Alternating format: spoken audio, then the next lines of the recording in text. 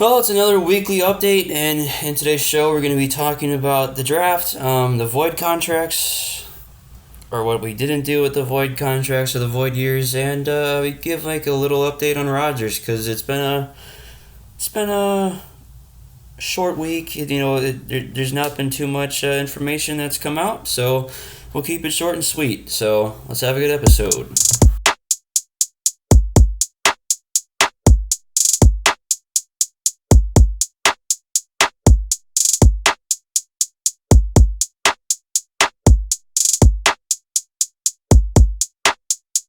Hello, everyone, and welcome to the CheeseHead the Red Podcast. This is a podcast for all Packers fans. How are we all doing? It's the 22nd of February. It is that down period where there's nothing to talk about. Well, for the Packers, there was something to talk about on Monday, but we did absolutely nothing. There was a report last week that Robert Tonyan, Randall Cobb, Adrian Amos, Jerron Reed, Mason Crosby, I think Mercedes Lewis, Robert Tonyan, they all their void years, basically, they're not like under contract to play for the team. They're all going to be free agents once free agency opens, but they do count on the cap for us now. We did not extend any of them. Adrian Amos will cost $7.95 million on the cap, and everyone else will cost the rest of $16 million. So now the Packers have an additional $16 million on the cap to deal with. That's 7% of the cap, which sucks, especially if we're going to be paying these players a different contract. I was hoping that we would do something. I don't want to give up, 7% of our contract to deal with players that we probably won't even be re-signing anyway, especially guys like Dean Lowry. I forgot him. Yes, of course, Dean Lowry. I was pretty disappointed that we found out nothing about it, and Peter Bukowski was getting upset with other people about, just like the reporting or non-reporting of it, so nothing happened. Basically, the whole thing is now that we owe $16 million on the cap, so that's dead money, and dead cap means it's just on the cap. You gotta endure it, and so 7% of the cap is already gone. And we're going to have to deal with it. But that's what the deal is when you do, contracts like this. Aaron Jones also was nice and gave us some of his money back. He helped save us $11 million in the cap. Just being a nice guy, being a loyal Packer. I always really respect Aaron Jones. I mean, he's coming from a military family, so both of his parents served, and I'm always appreciative towards our veterans and people who take time out of their lives to serve and to make sure that they're keeping us safe. And so I'm always really happy to hear about stories like this. And so, just really happy with Jones, and I'm happy that he's going to be here to stay. Looking ahead, it's pretty much just waiting until free agency.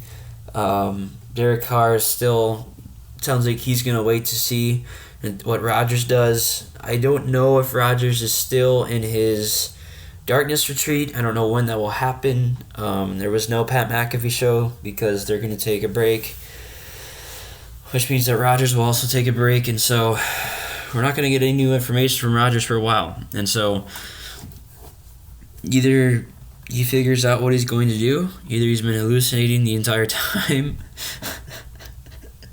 I don't know. It's just going to be a waiting game.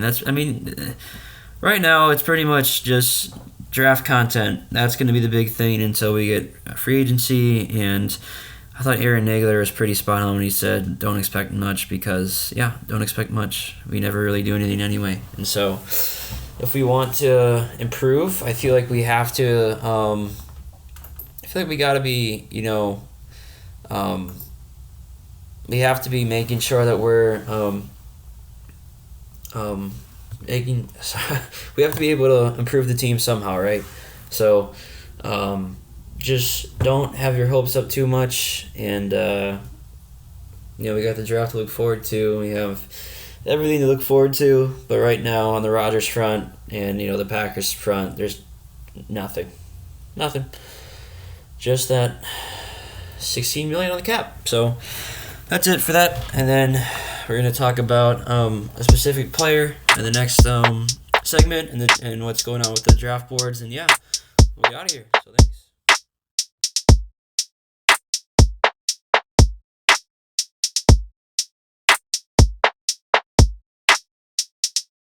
So the player we're going to be focusing on today is Michael Mayer, the tight end from Notre Dame. I've been seeing that name a lot. I don't know if I'll be able to see how many possible names. There's a bunch. I've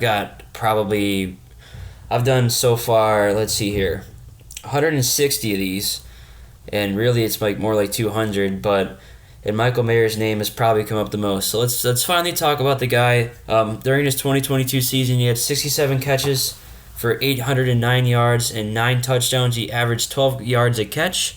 Good to hear from that. He's 6'4", 251 pounds, and he was a junior. So definitely someone to look forward to. He's definitely someone that we've been mocked to a ton.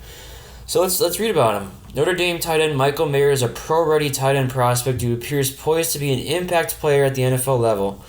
Mayer has been highly productive throughout the course of his career at Notre Dame and pairs size, ball skills, physicality, and surprising versatility to offer the total package to an NFL team fortunate enough to secure his services. Expect Mayer to be ahead of the curve as far as NFL tight ends are concerned and become a quality starter shortly after entering the league. Cool. Good to hear from that. Top reasons to buy in. Easily translatable skill set to the NFL game. Good. Inline blocking skills will allow for impact in both the run and pass game. Okay. Good blocker. Good. Tremendous ball skills and contested catchability. Nice. We need that, especially after losing we're probably going to be losing Lazard and other pieces. And he's a mismatch target in the middle of the field. Yes. We need someone to attack the middle of the field, and if Michael can do that, perfect. Reasons for concern: traditional positional value will score in his draft range as a tight end. Okay, fair. Usually tight ends are not looked at as too important or valuable, so that makes sense. Not the most dynamic player in the passing game, more of a possession player. Okay, so he doesn't bring speed or maybe some agility, but he's a tight end. No, I'm not expecting this guy to be the greatest athlete in the world, but usually the Packers do target relative athlete scores above 10. So if it's above 9, not 10, above 9. A 10 is perfect, but above 9 or 8.5. So if he's around there, I think we could totally take him. And finally, tight ends typically require extended runway upon NFL transition to maximize potential. We just need a guy. And I don't know if it's worth spending a first-round pick on, but if this guy can become our new tight end 1, to be the new Robert Tonyan, but that's actually better. Perfect. Ideal role in tight end, scheme fit, scheme transcendent. So I'm assuming that means you could be anything. Prospect comparison, Jason Witten. Okay, that's a really good tight end. Good to hear. 85 out of 100, and Kyle Krabs, who wrote this, also gave him an 85. Okay, cool. That's better than Brian Branch, and I believe better than Lucas Van Ness as well. So this is the best player that we've looked at grades-wise. Some of the teams that he's played against are Stanford, Oklahoma State, Ohio State, BYU, Clemson, and USC. Clemson and Ohio State are probably the toughest tests in that situation, but totally someone that we should keep an eye on, especially since we get mocked to him so much, and not even in the first round. I've seen him sometimes in the second. I'm seeing if I can see here. Yeah, Cody Carpentier had us taking Jordan Addison in the first, but then having Michael Mayer in the second round, which I think is interesting. I think I'm going to be talking about a lot more about the tight end position next week as well. There are some other players that I want us to take a look at, but that's the big player for this week. And then looking at recently, Brian Branch, Mayer, Keon White, and edge from Georgia Tech, different, okay.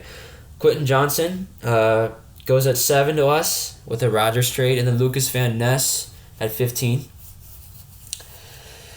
Actually, no, that's right. I think we literally traded 15 for 7. Like, this guy really thought that we weren't going to trade Rodgers, but interesting, Isaiah Foskey, Jordan Addison, Miles Murphy. Peter Bukowski also has Miles Murphy to us, as his draft stock's kind of dwindling sometimes. Quentin Johnson goes to us at 13 with the Jets, and we draft Joey Porter Jr., another corner. I would assume in that situation that you would have Rasul Douglas go to safety, but I don't know how I feel about that. Tinkathon on the 18th had us taking Broderick Jones, an offensive tackle from Georgia. Jackson Smith and Jigba, Peter Skoronsky. Walter was obsessed with Tyler Steen, who is not a first-round player for forever, but finally he decided to go with Isaiah Foskey, so that's someone different at least. And then looking at the second round, Luke Musgrave, Felix Uzoma. He's like a edge from Kansas State. Andre Carter, an edge from Army. Not sure if he'll be able to go be drafted because of the whole new rule, but I hope for him he can. Cody Mouch, a guard from North Dakota State. Keyshawn Boot, Keon White. Third round, Dalton Kincaid. I've been seeing that a ton. He's also been getting first round value, so a lot of definitely something to look at next week.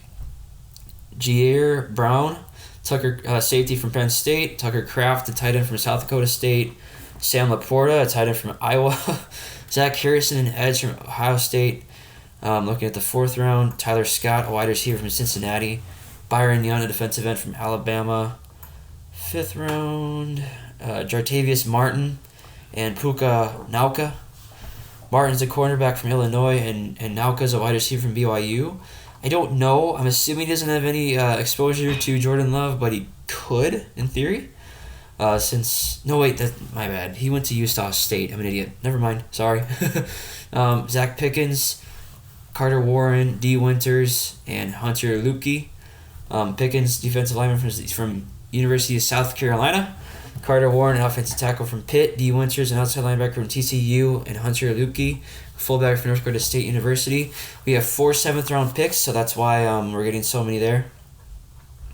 And yeah, that's pretty much it. Draft. I'm still going to be recording the drafts. We're looking good there. And that's going to be it for this episode, guys. I hope you're doing all well. I hope you guys had a good President's Day, good 3-day weekend if you had a 3-day weekend. Sorry if you didn't. Some personal news. I did just recently get a puppy, and she's been really cool. So I'm happy that I've been able to be that I have 2 dogs now. So that's pretty cool. But I hope you guys are doing well.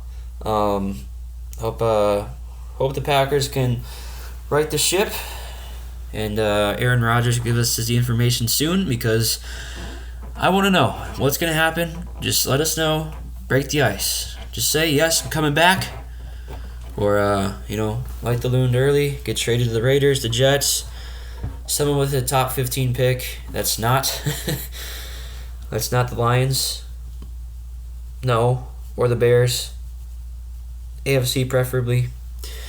And yeah, that's going to do it. Hope you guys have a good day. That's it for me. We'll be back next Wednesday. And yeah, that's going to be it. Catch you guys later, and go Pack Go, and I'll see you later.